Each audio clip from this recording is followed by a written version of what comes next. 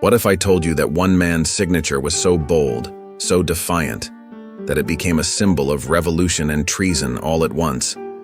Some names in history are whispered in the shadows, forgotten by time. Others are written boldly, so large, so defiant, that they become symbols of revolution. John Hancock, a name that meant more than ink on paper. It meant defiance against a king, a challenge to tyranny, and the birth of a new nation. John Hancock was born on January 23, 1737, in the small town of Braintree, Massachusetts. His father, a humble clergyman, passed away when John was only 7 years old. But fate had other plans for the young boy. His wealthy uncle, Thomas Hancock, one of the richest men in New England, took him in.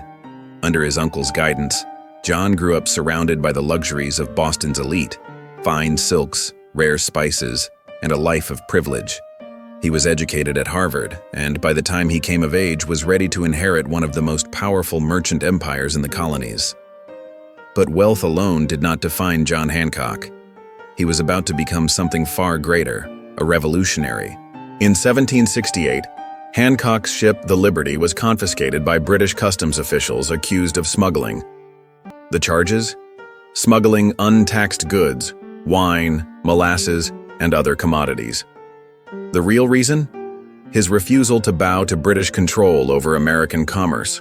Hancock did not back down. He hired the best lawyers, fought the charges, and turned the trial into a spectacle of resistance. The people of Boston saw him not as a criminal, but as a patriot. And when the British dropped the charges, he became a hero. This was just the beginning. The man who had once been a merchant was now stepping onto the stage of revolution. In 1773, the British imposed the infamous Tea Act, giving the East India Company a monopoly over American tea trade. Hancock, along with Samuel Adams, saw this as a direct attack on American liberty. What happened next would ignite the flames of revolution.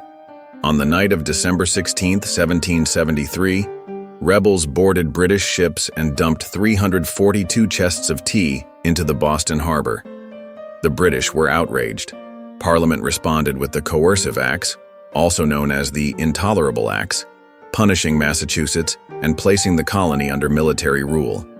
But instead of breaking the spirit of the colonists, it strengthened their resolve. And John Hancock? He became one of the most wanted men in America. On April 18, 1775, the British set out to capture Hancock and Adams in Lexington. But history had other plans. Paul Revere rode through the night, warning the Patriots, "The British are coming! The British are coming!" Hancock wanted to stay and fight, his blood boiling at the thought of British soldiers marching into their land. "Will the men stand?" he asked urgently, but Adams knew the greater battle lay ahead. "Our time will come, John," he said. Reluctantly, Hancock fled, his mind already on the fight to come. The first shots of war had been fired. The revolution was no longer words on parchment. It was now written in blood.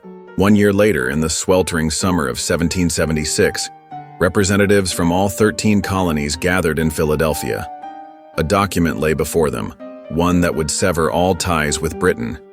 It was a dangerous act, one that carried the ultimate price. Signing it meant treason. It meant war. It meant death. The men hesitated. Who would sign first? Who would be the one to make history and mark himself for the gallows? John Hancock did not hesitate. He strode forward, took the quill, and pressed it to the parchment. His strokes were bold, deliberate, and unmissable. His name dwarfed all others, as if daring King George himself to respond. "There!" he reportedly declared, his voice carrying through the hall. "Now King George can read my name without his spectacles." It was more than a signature. It was a statement, a challenge, a declaration of independence in its own right.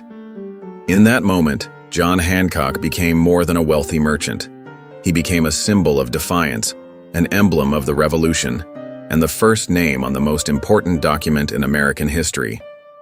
As war raged across the colonies, John Hancock's role extended far beyond the signing of a document. He used his wealth and influence to supply the Continental Army, funding troops, ammunition, and provisions. Though he never led soldiers into battle himself, His contributions to the war effort were crucial.